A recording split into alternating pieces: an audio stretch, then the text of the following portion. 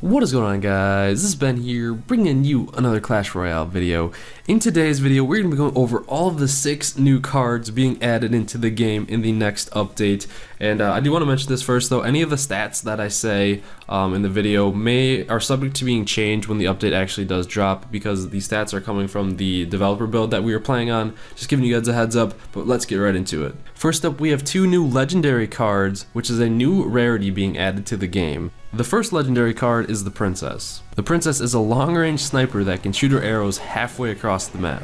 You have to keep her safe though, as she is very fragile with only 284 health points at level 1. Another thing to mention though is when she shoots her arrows, they do area or splash damage, so this is great for taking out minions, taking out goblins, or anything like that, because she has a super long range, and then they can't even really touch her, and they'll pretty much be all dead. So, Princess, great card.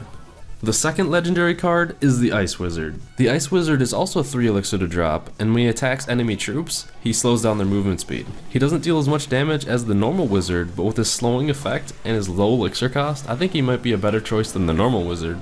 Next up, we have another epic card being added into the game called the Dark Prince. The Prince costs 4 elixir to drop, and he also has a special ability where when he auto attacks, he does area or splash damage on every hit.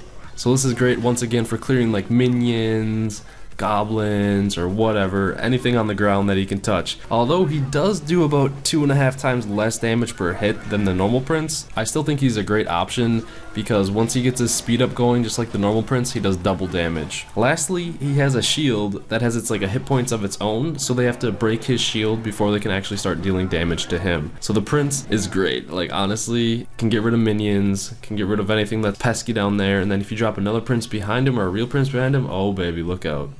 The last epic card being added is the Poison Spell. The Poison Spell is pretty straightforward. It leaves an area of toxic goop that slows enemy troops and then deals damage as long as they're in the goop. At level 3 it lasts 10 seconds and deals 54 damage per second and 22 damage to crown towers. Now this is going to be great for slowing down troops that are rushing fast to your tower. I can see just like pairing this with a Ice Wizard and oh my gosh, I think it would be a good combo. Another thing to mention is people that are running like elixir decks, this would be good to maybe take out those elixir collectors and everything like that. So the Poison Spell is definitely a great choice, I think.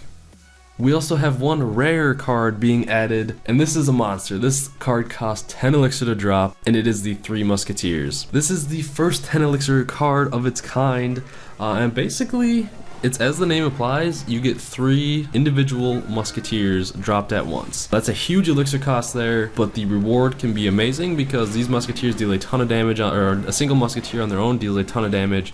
So 3 of them together can be crazy. Can take down dragons, balloons, then even if they get free shots at the tower or crown towers, it will literally melt them. So interesting choice, we'll have to see how it plays out, but first 10 elixir card, I'm excited to see how it goes.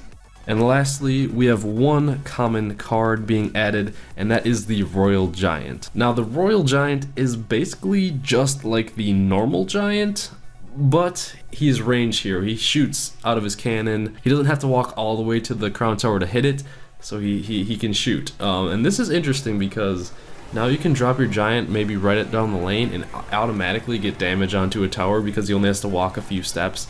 In turn for having that range, he doesn't have as much health points as a normal giant, but honestly with that added range, it's like almost pretty much for sure damage onto the crown tower because that's all the giants shoot, unless they can somehow kill it before he gets there, but he still has a ton of health. So the Royal Giant, I'm thinking I'm going to be running him over the normal giant if I were to do that.